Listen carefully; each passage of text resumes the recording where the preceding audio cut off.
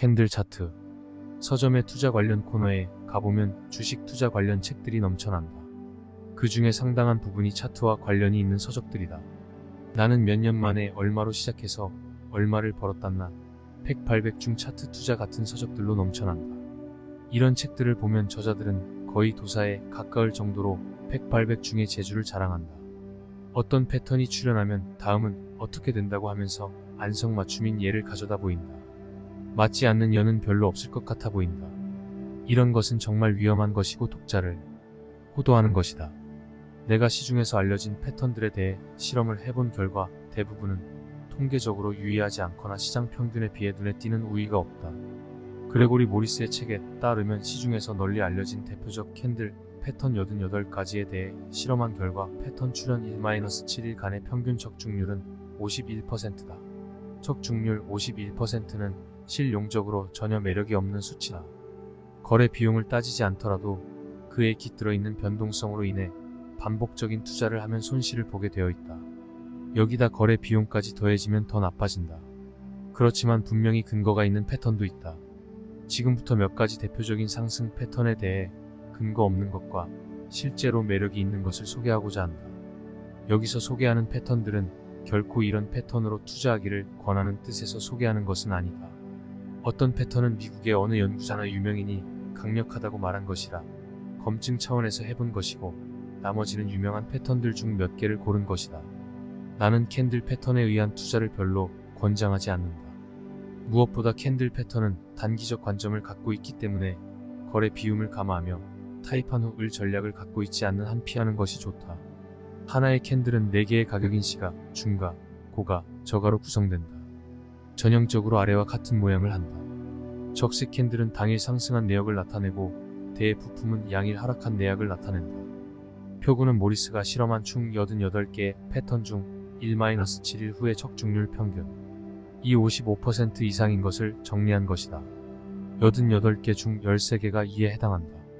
이 중 5개를 제외하고는 출현 횟수가 총 550만여 케이스 중 400회 미만으로 통계적 의미가 작다. 한국 증시에 대한 실험 결과를 소개하기에 앞서 우선 전체 데이터부터 보자. 앞에서처럼 2000년부터 2011년까지 12년간의 데이터에 대해 설립한 결과다. 앞에서는 건개는 6개월까지의 예우를 보였지만 전문 패턴은 그렇게 관점이지 않다. 모리스는 건들 패턴의 문기록 숙성 때문에 7일까지의 예우만 보았다. 나의 실험으로는 이보다 전제 영향을 미치는 패틴들도 있기에 여기서는 20일 후까지를 살펴본다. 그림 96은 모든 한국 상장 주식에 대해 20일 후까지의 예우를 본 것이다. 산술 평균은 지속적으로 상승하고 기아 평균은 지속적으로 하락한다. 역시 한국 증시의 만만찮은 변동성을 보여주고 있다. 이런 특성을 가진 시장은 들락거리면서 평균적으로 샀다 팔았다를 반복하면 시간이 지날수록 손실이 늘어나게 되어 있다. 임의의 날에 상승할 확률은 42%다. 하락할 확률은 46%다. 아무 변동이 없을 확률은 12%다. 단순히 상승, 하락의 확률로만 따지면 내릴 확률이 오를 확률보다 더 크다. 10% 이상 상승할 확률은 3.49다. 10% 이상 하락할 확률은 2.1%다. 하락할 확률이 더 컸지만 많이 상승할 확률이 많이 하락할 확률보다 커서 전체적으로는 산술 평균 상승폭이 플러스가 된다. 그 해의 시장 상황에 따라 당연히 차이가 있겠지만 전체적인 경향은 비슷하다. 상승 빈도가 하락 빈도보다 높았던 해는 2005년 뿐이다. 나머지 해들은 상승장이라 하더라도 하락할 확률이 더 높았다. 개별 종목으로 보면 오르는 날보다 내리는 날이 더 많다는 뜻이다. 참고로 이 기간 중 KOSP가 상승한 해는 8번, 하락한 해는 4번이었다. 한국 증시와 미국 증시, 우리나라 증시를 대상으로 한 조사 결과를 소개하면서 필요한 경우 미국 증시는 어떠한가를 가끔 보게 될 것이다. 한국 증시와 미국 증시는 여러가지 재미있는 차이가 있다. 그림 9은 한국 증시와 미국 증시에서 2000년부터 12년 동안 1일 후부터 20일 후까지의 예우를 본 것이다. 한국 증시는 이 기간에 존재한 적이 있는 종목 중 이상 데이터 정제 후 남은 2400여 종목을 관찰했고 미국 증시는 이 기간에 존재한 적이 있는 종목 중 14000여 종목을 관찰했다. 먼저 산술 평균 상승폭은 조금의 차이는 있지만 둘 다 시간에 따라 높아진다. 한국 증시가 조금 높다. 그런데 재미있게도 기아 평균 상승폭은 오히려 미국 증시가 높다. 기아 평균은 반복 투자 시 산술 평균의 안정성을 말하는 지표라 했다. 한국 증시의 변동성이 미국보다 컸기 때문에 이런 일이 생긴다. 좋게 말하면 역동성이 높고 나쁘게 말하면 냄비 증시의 성격이 더 강하다. 상승 확률 데이터도 재미있다. 한국 증시는 시간이 지나도 46% 근치에 머무는데 반해 미국 증시는 계속 높아진다. 시간이 지나면서 산술 평균 상승폭이 높아지니까 우리도 미국 증시처럼 시간이 지나면서 상승 확률도 점점 높아질 것 같은데 그렇지가 않다. 폭의 차이가 더 커진다는 것을 말한다. 주 중몽을 간의 편차가 더 크다는 것을 의미한다. 시장의 기질과 관계 있을 수도 있고 우리나라의 시장이 상대적으로 덜 성숙해서 그런 수도 있다. 그렇지만 제대로 실력을 갖춘 투자자가 더 많은 수익의 기회를 창출해낼 수 있는 곳은 한국처럼 변동성이 큰 시장이다. 한국과 미국 모두 기아 평균이 마이너스라는 사실은 이 시기에 다충 임의로 한 종목을 사서 20일 이내에 파는 일을 반복했다면 궁극적으로 손실을 입는 시장이었다는 것을 뜻한다. 이 데이터는 생존 편향을 제거한 것으로부터 실험을 한 것이다. 만일 살아남은 종목만을 포함함으로써 생존 편향이 존재하는 상태로 실험을 하면 미국 증시는 기아 평균이 플러스로 돌아서고 한국 증시는 경미한 마이너스를 유지한다. 역시 한국 증시의 변동성이 미국 증시보다 컸다는 것을 의미한다. 적산병 하루살이 희소하면서도 별것 없다. 적산병은 시중에 알려진 대표적인 상승 신호이다. 적산병은 양양이 3개 연속으로 출현하는 것이다. 일반적으로 하락장에서의 상승 반전 신호로 해석한다. 실험에서 사용한 조건은 다음과 같다. 적산병 발생 이후의 예후를 보인다. 첫째 날은 시장 평균에 비해 확실히 우위를 보인다.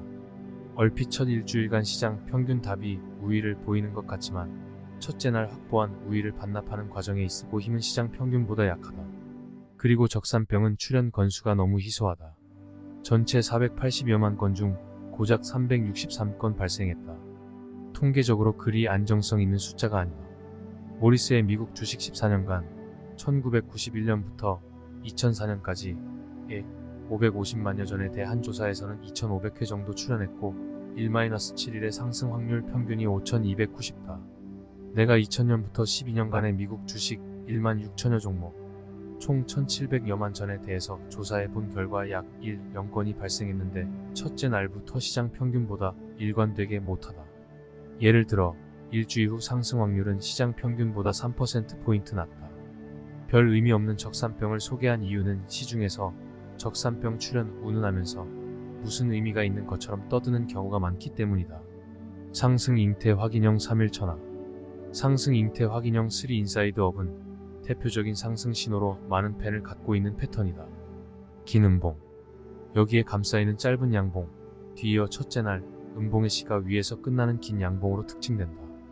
커크메트릭과 달 퀴스트는 그들의 책 어넬러서스 30에서 카긴 알프와 로렌트의 실험을 언급하면서 S8P500 종목들을 대상으로 적산병, 흑산병 상승 잉태 확인형, 하락 잉태 확인형에 대한 실험 결과 상승 잉태 확인형이 가장 강력한 추세 전환 신호라고 말했다.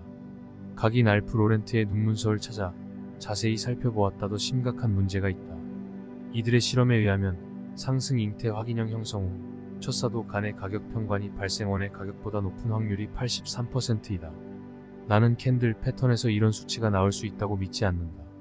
한국 주식에 저는 이것이 5%로 나온다. 너무 큰 차이가 난다. 내가 직접 미국의 3대 시장인 NYSE, NASDAO, MX에 속한 종목들을 대상으로 2000년부터 12년간의 데이터 중에서 조사해 본 결과 이 확률은 불과 47.5%로 카긴 알프 마이너스 로렌트의 실험 결과보다는 한국 주식 결과에 훨씬 가깝다. 노이즈가 많은 주식시장에서 81.3%라는 적중률은 꿈같은 수치다. 실제로 이들이 찾은 상승 잉태 확인형 건수를 확인해 보니 불과 16건으로 그 중에 13건이 상승했다는 것인데 통계적으로 터무니없이 부족한 크기다. 내가 미국 시장에서 찾은 상승 잉태 확인형 건수는 모두 9천여 건이다. 패턴의 확인을 위한 조건이 세부적으로 조금 다를 수는 있지만 카긴 알프 로렌트의 실험은 통계적 관점에서 보면 폐기되어야 한다. 그림 9는 상승 잉태 확인형 발생 후의 예후를 보인다. 상승 잉태 확인형의 3일째 기아 평균 상승폭은 시장 평균에 비해 1.33%포인트 높다.